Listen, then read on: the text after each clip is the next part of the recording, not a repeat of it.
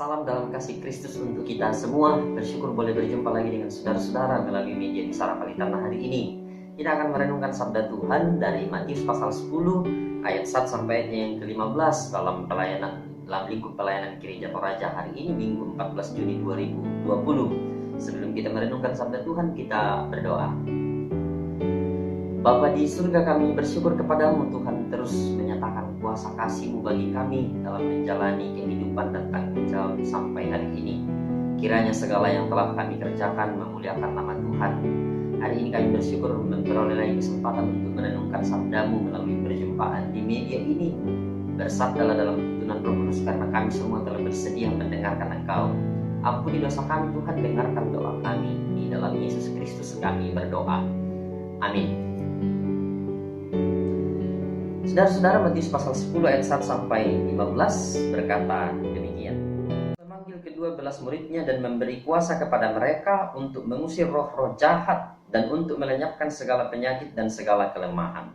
Inilah nama ke-12 rasul itu. Pertama Simon yang disebut Petrus dan Andreas saudaranya, dan Yakobus anak Zebedeus dan Yohanes saudaranya, Filipus dan Bartolomeus, Thomas dan Matius pemungut cukai, Yakobus anak Alfeus dan Tadeus, Simon orang Selot, dan Yudas Iskariot yang mengkhianati dia. Kedua belas murid itu diutus oleh Yesus, dan ia berpesan kepada mereka, "Janganlah kamu menyimpang ke jalan bangsa lain atau masuk ke dalam kota orang Samaria, melainkan pergilah kepada domba-domba yang hilang dari umat Israel. Pergilah dan beritakanlah, kerajaan sorga sudah dekat. Sembuhkanlah orang sakit, bangkitkanlah orang mati, tahirkanlah orang kusta, usirlah setan-setan. Kamu telah memperolehnya dengan cuma-cuma, karena itu berikanlah pula dengan cuma-cuma. Janganlah kamu membawa emas atau perak atau tembaga dalam ikat pinggangmu.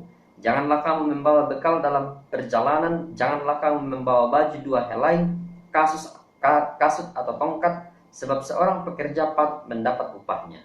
Apabila kamu masuk kota atau desa, carilah di situ seorang yang layak dan tinggallah padanya sampai kamu berangkat. Apabila kamu masuk rumah orang, berilah salam kepada mereka. Jika mereka layak menerimanya, salammu itu turun ke atasnya. Jika tidak, salammu itu kembali kepadamu. Dan apabila seorang tidak menerima kamu dan tidak mendengar perkataanmu, keluarlah dan tinggalkanlah rumah atau kota itu, dan kebaskanlah debunya dari kakimu. Aku berkata kepadamu, sesungguhnya pada hari penghakiman, tanah Sodom dan Gomora akan lebih ringan tanggungannya daripada kota itu." Amin, firman Tuhan. Melayani tanpa pamrih, itu tema perenungan kita pada hari ini. Melayani tanpa pamrih. Pamrih itu kan ada tujuan atau maksud tersembunyi berdasarkan pemahaman dalam Kamus Besar Bahasa Indonesia. Pamrih bisa dikatakan ada udang di balik batu atau ada udang di balik bakwan. Tapi tidak semua di balik batu itu ada udang. Bisa jadi di balik batu itu ada ular atau ada sesuatu yang lain. Siapa tahu ada ular, tapi pokoknya pamrih itu ada maksud tersembunyi atau tujuan tersembunyi. Itu pamrih. Nah, melayani dengan pamrih artinya melayani dengan maksud-maksud tertentu yang bisa jadi mengatasnamakan pelayanan, labelnya pelayanan, tapi di belakangnya itu bukan pelayanan. Bisa jadi penjajahan, labelnya pelayanan tapi di belakangnya ada pemerasan, labelnya pelayanan tapi di belakangnya ada penipuan, ya, dan banyak lagi yang bisa terjadi. Nah, kata pelayanan di sini kan tidak seluruhnya berarti dalam arti pelayanan formal, saudara-saudara, pelayanan formal lembaga, tapi dalam lingkup terkecil yakni keluarga, itu juga bagian dari tanggung jawab pelayanan. Suami melayani istrinya, istri bertanggung jawab melayani suaminya, orang tua bertanggung jawab melayani anak-anaknya, anak-anaknya bertanggung jawab melayani orang tuanya, saudara bersaudara juga saling melakukan pelayanan dalam kaitan dengan masing-masing melakukan tanggung jawab itu dengan baik. Nah, apakah seorang suami mau melakukan sesuatu karena ada maksud tersembunyi kepada istrinya dalam arti sekedar, oh, saya mau bertanggung jawab untuk memang bekerja keras bagi istriku supaya ada maksud-maksud yang lain, supaya ya suatu hari kalau misalnya dia ngambek, saya bisa mengatakan, ya semua yang saya cari ini untuk kau. Atau istri begitu rajin bangun pagi melayani keluarga dengan baik hanya untuk mengatakan, lihatlah saya istri yang terbaik, ada maksud-maksud yang lain, kan tidak. Dan seluruh tanggung jawab pelayanan dalam keluarga itu memang dikerjakan karena sepenuh hati, semata-mata untuk memulihkan, menguatkan, memberi perhatian besar bahwa tugas dan tanggung jawab itu dikerjakan dengan baik. Jadi pelayanan dalam keluarga bukan karena untuk saling mendapatkan keuntungan atau mendapatkan kepentingan yang lain-lain dan seterusnya, tapi memang untuk menyatakan bagi seluruh anggota keluarga tanggung jawab pelayanan itu dilakukan dengan tulus semata-mata demi untuk kemudian membangun hubungan keluarga yang harmonis. Tidak ada maksud-maksud tersembunyi, tidak ada udang di balik batu dalam melakukan pelayanan itu. Nah, terkait kalau kita mau gali lebih jauh soal melayani tanpa pamrih, kalau misalnya dalam kaitan dengan panggilan hidup sebagai status kita minggu lalu murid Tuhan, anak-anak Tuhan, anak-anak Kristus, muridnya Yesus, kenapa harus melayani tanpa pamrih? Karena semua yang kita kerjakan dalam pelayanan hidup itu kan pemberian. Jadi pelayanan kita dalam keluarga, katakanlah saya beri nama itu sebagai istilah pelayanan hidup. Jadi sebelum kita bicara soal pelayanan gereja, pelayanan lembaga, maka pelayanan pertama yang kita lakukan dalam lingkup terkecil kita itu disebut pelayanan hidup.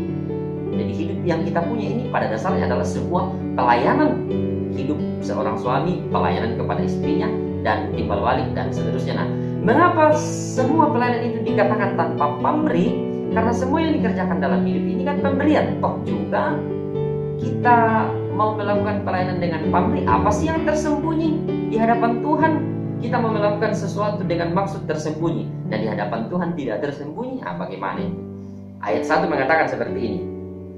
Yesus memanggil ke-12 muridnya dan memberi kuasa kepada mereka untuk mengusir roh-roh jahat dan untuk melenyapkan segala penyakit dan segala kelemahan. Jadi Yesus sendiri yang memanggil dan memberi kuasa. Kan begitu. Jadi kita menunaikan pelayanan hidup bagi keluarga dan bagi orang lain itu karena keputusan Kristus. Yesus yang memanggil dan kita mampu memberikan pelayanan hidup dalam keluarga karena itu juga kuasa dan kemampuan dari Kristus sendiri. Jadi bukan kita yang menawarkan diri untuk melakukan pelayanan hidup bagi keluarga, tapi itu pilihan dan panggilan Kristus sendiri, sekaligus kemampuan yang kita punya untuk melakukan pelayanan hidup dalam lingkup keluarga dan orang lain, itu juga kuasa pemberian Tuhan. Maksud saya, jika sedikit radikal, pertanyaannya begini, adakah di antara kita atau adakah di antara saudara-saudara yang memilih untuk dilahirkan atau dibentuk dalam kandungan ibu? Atau adakah yang mengajukan proposal kepada Tuhan untuk kemudian memilih dilahirkan dan dibentuk dalam rahim ibu? Kan tidak. Kita tidak meminta dan mengajukan proposal untuk dilahirkan, tapi siapa yang punya kuasa untuk menenun kita dalam rahim ibu? Ya Tuhan sendiri. Keputusan Tuhan sendiri yang menenun kita dalam kandungan ibu kita. Ya Tuhan yang memanggil. Kalau kita membaca dengan baik Yeremia pasal 1 ayatnya yang kelima, Yeremia pasal 1 ayat 5 berkata begini. Sebelum aku membentuk engkau dalam rahim ibumu, aku telah mengenal engkau. Dan sebelum engkau keluar dari kandungan, aku telah menguduskan engkau. Aku telah menetapkan engkau menjadi nabi bagi bangsa-bangsa. Jadi berdasarkan ayat Yeremia pasal 1 ayat 5, maka jelas hak prerogatif Tuhan yang mutlak berlaku atas kita untuk menunaikan pelayanan kehidupan bersama-sama dengan kuasa kemampuan yang diberikan ada pada kita. Entah kemampuan yang disebut kognitif, afektif, psikomotorik, tapi bukan kemampuan rematik di saat hujan rintik-rintik lalu kemudian kita tergelitik misalnya. Jadi hidup kita sendiri itu pada saat yang sama disebut pelayanan hidup. Kalau misalnya kita membahasakan seperti yang saya katakan tadi, yang Tuhan beri kemampuan melalui akal dan rasa, melalui hidup kita gunakan untuk menyembuhkan, memulihkan, membebaskan, dan melepaskan orang dari segala bentuk keterbelakangan. Dan memang itulah yang Kristus kerjakan sejak dari kedatangannya hingga pada saat kenaikannya ke surga. Yesus menjadikan hidupnya sebagai pelayanan tanpa pamrih. Kan begitu? Dia menyembuhkan banyak orang, dia memulihkan kehidupan banyak orang, dia membebaskan banyak orang tanpa bermaksud apa-apa selain supaya orang mengenal kerajaan surga sudah dekat. Jadi Yesus tidak melakukan sesuatu supaya kemudian dia dipuja-puja, dielu-elukan dan seterusnya supaya kemudian dia menyaingi orang lain. Tidak ada. Tapi pelayanan hidup yang Yesus berikan semata-mata supaya orang kenal bahwa kerajaan surga sudah dekat. Tidak ada tujuan lain dari itu supaya orang pun juga pada akhirnya berlomba-lomba juga menjadi bagian dari kerajaan surga yang sudah dekat. Bayangkan itu. Kristus sendiri sampai terangkatnya ke surga menjadikan hidupnya sebagai pelayanan yang terbelenggu berbagai masalah kehidupan, membebaskan banyak orang dari berbagai keterbelakangan, menyembuhkan banyak orang dari berbagai pengucilan dan lain-lain. Sekali lagi, hidup Yesus itu sendirilah adalah pelayanan. Maka hidup kita juga ini adalah pelayanan bagi semua orang. yang harus dikerjakan tanpa pamrih seperti Kristus. Karena Tuhan juga memberikan pembebasan dan pemulihan itu juga karena kasih dan tanpa pamrih. Tidak ada maksud terselubung dari Tuhan mengasihi kita dan melayani kita dengan pengorbanan jadi kayu salib, tidak ada. Jadi teladan pelayanan hidup itu berurat berakar pada Kristus sendiri. Kadang-kadang katakanlah saya mau memberikan sebuah kalimat yang hebat. Hidup kita menjadi pelayanan kehidupan pemulihan bagi orang lain, bukan pengucilan atau penguncian. Hidup kita menjadi pelayanan hidup yang menjadi obat bagi orang lain, tidak menjadi pembabat bagi orang lain. Hidup kita menjadi mata air bagi orang lain, bukan menjadi sumber air mata bagi orang lain. Hidup kita yang memulihkan dan membebaskan menjadi sumber hidup bagi orang lain, bukan menjadi sumber kutuk bagi orang lain. Nah, kan inilah yang kemudian dimaksud dalam kalimat-kalimat mengusir roh-roh jahat. Roh-roh jahat di sini jangan selalu diartikan sebagai sebuah kuasa setan yang dalam bentuk tanda kutip yang sering mungkin terlalu mencekoki pikiran kita dari kecil. Tapi roh-roh jahat bisa diartikan dalam arti semangat spirit kejahatan yang sering dibahasakan dalam, katakanlah begini, dalam hatimu sekarang lagi dinaungi atau bekerja Roh Kudus. Atau kadang-kadang hatimu lagi kayaknya dikuasai Roh Kudus. Maksudnya begitu, spirit semangat yang kemudian sementara mencengkeram hati kita, melenyapkan segala penyakit dan segala kelemahan. Itu bagian dari ayat pertama. Nah, mengusir roh jahat, maksudnya di sini saudara-saudara tidak diminta untuk mengikuti jejak paranormal, tidaklah seperti itu, atau mengikuti jejak keramal, atau punya mantra-mantra untuk hal-hal itu. Kan ada guyonan seperti ini. Dulu manusia itu takut sama setan, takut sama iblis. Sekarang ternyata setan yang ketakutan sama manusia. Ditanya, kenapa sekarang iblis dan setan takut sama manusia? Katanya, sejahat-jahatnya setan itu tidak akan pernah melukai dan merusak sesamanya setan. Artinya kadang-kadang kita katakan sesama biskota dilarang mendahului. Nah, manusia ngeri sekali. Jangankan melukai dan merusak sesamanya, malah justru merencanakan untuk menghancurkan sesamanya. Bayangkan manusia. Setan tidak berencana menghancurkan sesamanya setan. Tapi manusia ngeri sekali. Bukan sekedar merusak dan melukai, tapi malah bisa sangat merencanakan menghancurkan sesamanya. Nah, lucunya jika seseorang manusia itu sudah merusak sesamanya, yang disalahkan itu bukan dirinya sendiri, tapi yang dia salahkan itu setan, iblis. Disitulah melahirkan iblis menggugat ke pengadilan, karena mereka selalu menjadi kambing hitam dari setiap kebobrokan manusia. Itu ada ceritanya. Iblis bilang begini, manusia itu hebat sekali, cerdas sekali itu manusia. Dia yang nikmati dosanya. Dia yang menikmati akibat dari apa yang kemudian dia lakukan dalam kejahatan. Misalnya mencuri, hasil curiannya dia yang nikmati. Berzina, hasil sinanya dia yang nikmati. Tapi ketika misalnya dia ditangkap dan seterusnya, yang dituduh menjadi dalang dari otak perbuatannya itu adalah iblis, setan. Disitulah setan keberatan. Pelayanan hidup kita itu melenyapkan segala penyakit. Sakit medis itu ya biarkanlah menjadi tanggung jawab orang yang memang berkompetensi di bidang itu. Tapi penyakit psikis itu, penyakit perasaan itu, penyakit gundah gulana di hati itu, sakit hati itu ya, itu menjadi bagian dari tanggung jawab kita. Ya paling tidak akan ada selalu 3 lingkaran yang menjadi bagian dari penyakit psikis itu. Mungkin kita menjadi pasien, korban, kita menjadi pelaku, atau kita menjadi dokter bagi diri kita sendiri. Katakanlah ya kita punya keterpurukan batin yang hebat karena keluarga, keterpurukan batin yang hebat karena ekonomi, atau karena corona sekarang yang begitu hebat melanda kita. Jadi kita punya pergumulan batin yang hebat dan sangat terpuruk bagi kita. Tapi dalam keterpurukan itu kita mengingat bahwa misalnya Amsal pasal 17 ayat 22 berkata, hati yang gembira adalah obat yang manjur, tetapi semangat yang patah mengiringkan tulang. Oh iya, saya punya gundah gulana pergumulan yang hebat sekali yang membuat saya terpuruk, tapi saya tidak mungkin kehilangan sukacita. Kenapa? Karena ada Tuhan saya yang menjadi tiang api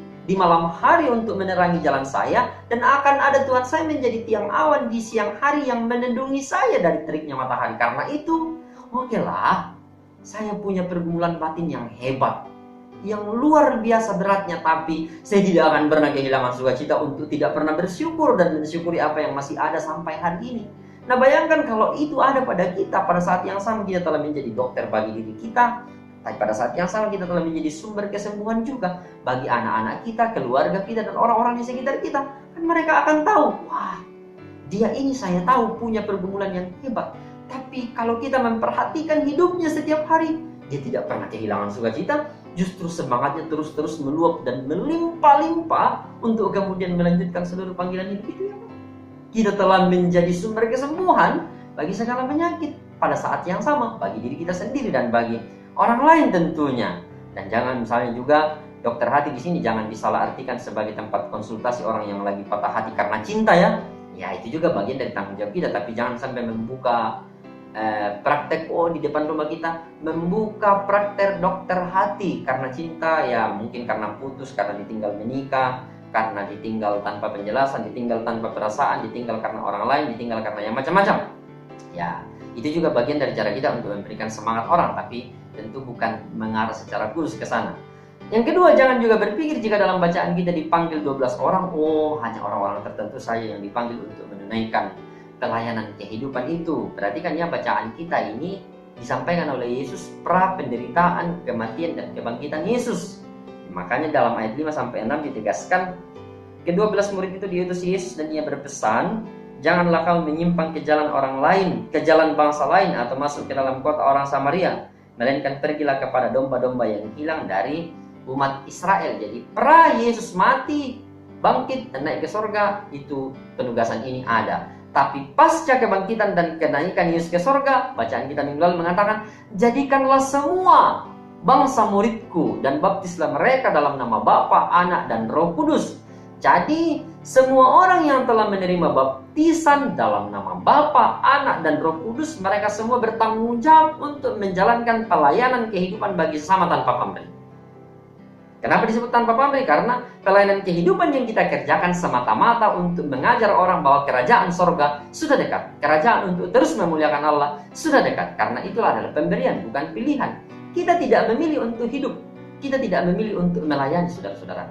Kita dipilih Tuhan untuk hidup dan melayani. Jadi, bagaimana caranya saya tahu bahwa saya ini dipanggil Tuhan untuk melayani? Bahwa ketika kita hidup, itulah tanda terbesar bahwa Tuhan juga memanggil kita untuk melayani. Jadi kalau saudara-saudara hidup, maka itulah pelayanan saudara-saudara yang juga harus saudara-saudara tunaikan. Tidak ada pilihan lain, tidak ada tanda yang lain. Kalau saya diberikan kesempatan, dipilih Tuhan untuk hidup, maka itulah tanda terbesar bahwa Tuhan juga memilih saya untuk menunaikan pelayanan hidup bagi orang lain tanpa pamrih. Karena pelayanan yang kita tunaikan itu sebenarnya hanyalah alat transfer hidup dari Tuhan bagi orang lain.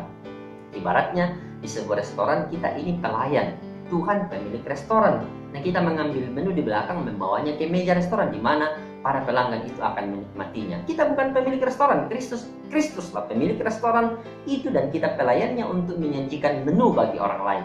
Memang kita pelayan, tapi dalam pelayan itu pemilik restoran senantiasa memantau kehidupan kita 24 jam. Tidak hanya ketika kita menunaikan panggilan hidup itu, tapi juga ketika misalnya kita menyelesaikannya, tuh pemilik restoran itu tahu. Nah, apa yang kita sajikan sebagai seorang pelayan kehidupan? Ayat 8 mengatakan, sembuhkan orang sakit, bangkitkan orang mati, tahirkan orang kusta, usirlah setan-setan, dan seterusnya. Sembuhkan orang sakit. Nah, itu biasa kita lakukan. Katakanlah kita berkunjung ke rumah sakit, orang sudah dirawat oleh dokter dan perawat, tapi kadang-kadang kita masih ngotot mengajukan perawatan dan pengobatan kita. Bangkitkan orang mati. Wah, bagaimana ini Pak Pendeta? Ayam mati saja saya tidak bisa bangkitkan, apalagi kalau orang mati. Nah, tapi paling tidak kita sering mendengar begini.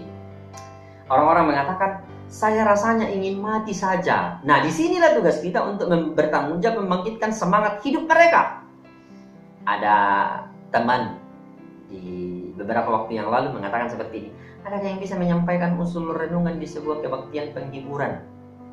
Kebaktian penghiburan konteksnya karena ada seorang nenek, ibu, yang usianya sekitar 90-an lebih, tapi dia meninggal bunuh diri. Saya lalu bercanda dengan mengatakan, kayaknya dia sudah terlalu bosan hidup dan terlalu lama menunggu panggilan, makanya dia akhiri saja. Nah, orang-orang seperti inilah yang kita hadir untuk membangkitkan semangat hidup mereka. Orang-orang yang terpuruk, yang rasanya hidupnya sudah tidak berarti lagi, tidak berdaya lagi, tidak punya makna dan tidak berguna jika dia masih tetap hidup.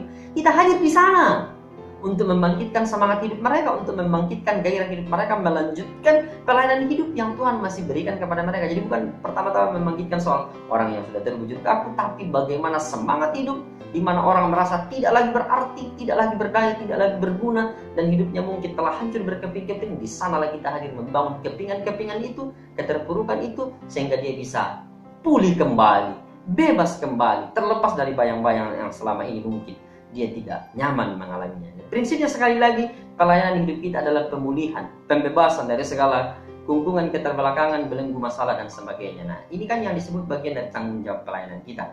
Jadi bayangkan kalau pelayanan ini seperti ini kita terapkan bagi anak-anak, saudara kecil hingga dewasa. Pastikan bahwa semua anak-anak karunia Tuhan itu menerima sepenuh-penuhnya seluruh kekuatan dan menjadi dokter bagi pemulihan mereka. Kan bayangkan kalau kehadiran kita sebagai orang tua menjadi pemulihan bagi anak-anak, kebanggaan bagi anak-anak, kehadiran kita sebagai anak-anak menjadi kekuatan dan pemulihan bagi orang tua kita, dan kehadiran kita sebagai saudara bersaudara menjadi saling menguatkan dan seterusnya. Itu kan bagian dari bagaimana Tuhan menjadikan hidup kita sebagai pelayanan bagi orang tua, anak-anak dan saudara bersaudara dan bagi orang lain. Nah, bukan barang baru bahwa ada orang tua yang begitu merasa tersakiti dan tidak terlayani dengan baik dari anak-anaknya, dan ada anak-anak di mana-mana di berbagai belahan dunia yang merasa tidak terlayani dengan baik dari kehadiran orang tua, malah mungkin bercekcokan dan berpisah, malah mungkin saling terjadi pertengkaran yang hebat. Tidak bicara lagi soal antara saudara bersaudara, bagaimana pelayanan hidup antara saudara bersaudara kadang-kadang justru melahirkan persaingan yang tidak sehat. Ini kan bagian dari bagaimana kita menatap pelayanan hidup dalam lingkup terkecil untuk menjadi pemulihan bagi sesama keluarga kita dan juga bagi orang lain. Kita tidak bicara lagi soal pelayanan hidup dalam jemaat. Tidak menutup kemungkinan sering terjadi justru ada, karena berbagai tanggung jawab pelayanan dalam jemaat justru melahirkan ria-ria kecil yang bisa berujung pada perpecahan. Kenapa? Karena pelayanan hidup kita tidak melahirkan sebuah pembebasan dan pemulihan, tapi itu tadi labelnya pelayanan, tapi dibaliknya ada sesuatu yang pamrih.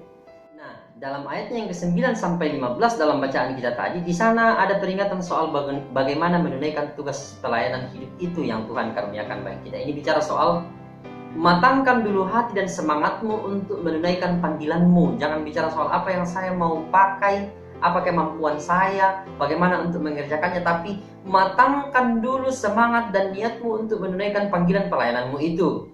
Tidak usah membawa dan membagi emas dalam pelayanan kehidupanmu, tapi murnikan hatimu layaknya emas.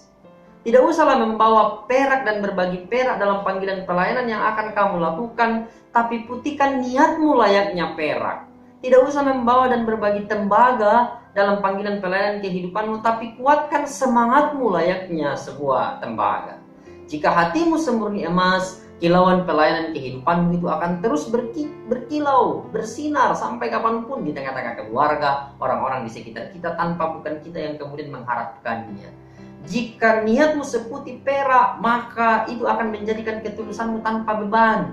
Jadi kita sudah bisa bayangkan bahwa ketika misalnya tanggung jawab pelayanan yang kita kerjakan, entah kepada keluarga kita, entah kepada dalam pelayanan kita lakukan dengan seniat putih perak tadi tanpa beban dan dengan tulus ikhlas yang luar biasa, apapun balasan yang kita terima, kita tidak akan menjadi orang yang sakit perasaan, peculah dan seterusnya. Karena yang kita tahu bahwa saya menunaikan panggilan ini untuk mengingatkan orang, membawa orang kepada kerajaan surga yang sudah dekat.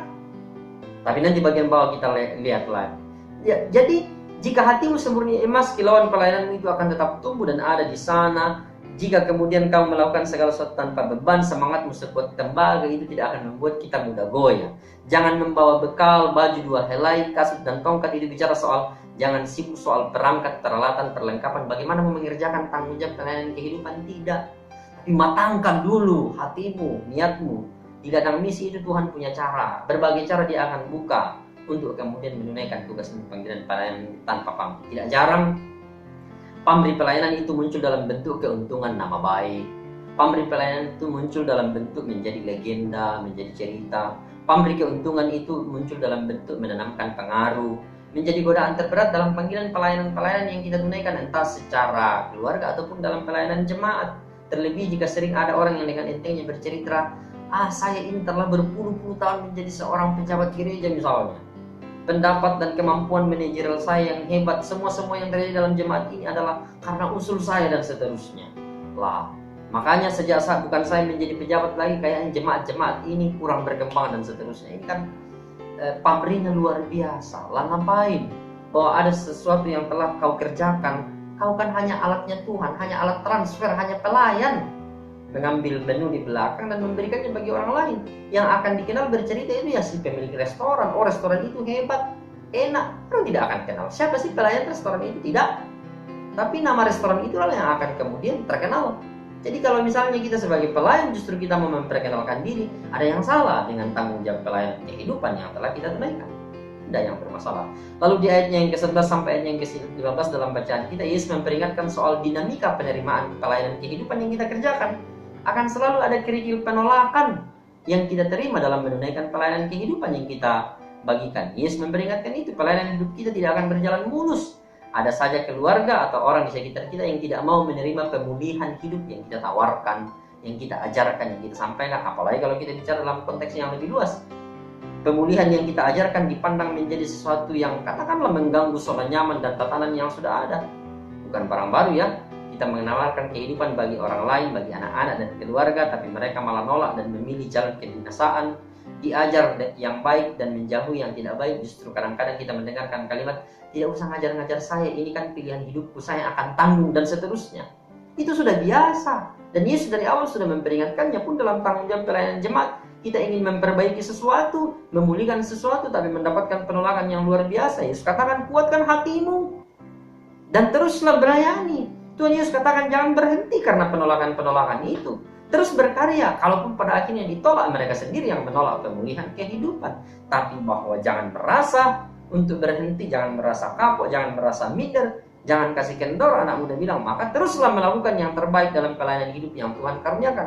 Lakukan yang terbaik dan sebaik-baiknya. Jika ada yang menolak dan tidak menerima, jangan patah semangat. Terus lanjutkan yang memang harus dikerjakan dalam pelayanan kehidupan yang telah Tuhan karuniakan. Karena hidup yang Tuhan berikan kepadamu pada saat yang sama, itulah pelayananmu bagi Dia. Memberitakan kerajaan sorga sudah dekat. Tuhan memberkatimu, Roh Kudus senantiasa menguatkan. Amin. Kita berdoa. Bapa di surga, kami bersyukur kepadamu boleh merenungkan sabdamu hari ini, bahwa panggilan kehidupan yang Tuhan karuniakan juga telah menjadi pelayanan kami. Pelayanan dalam keluarga kami, dalam jemaat kami, dan dimanapun kami berada, bahwa segala pola kehidupan yang kami punya pada saat yang sama itulah cara Tuhan untuk menjadi jembatan kehidupan bagi orang lain. Dan terus memberikan bagaimana memulihkan hidup orang lain, membebaskan orang lain, membagikan cara Tuhan untuk terus menolong kehidupan kami semua.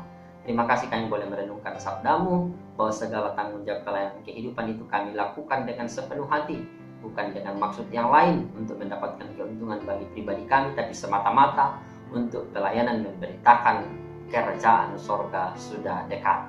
Karena itu dalam Roh Kudus berikanlah kekuatan bagi kami semua. Kami terus berdoa untuk kehidupan kami, Tuhan menolong kami. Kalau ada saudara-saudara kami yang sakit, Tuhan sembuhkan.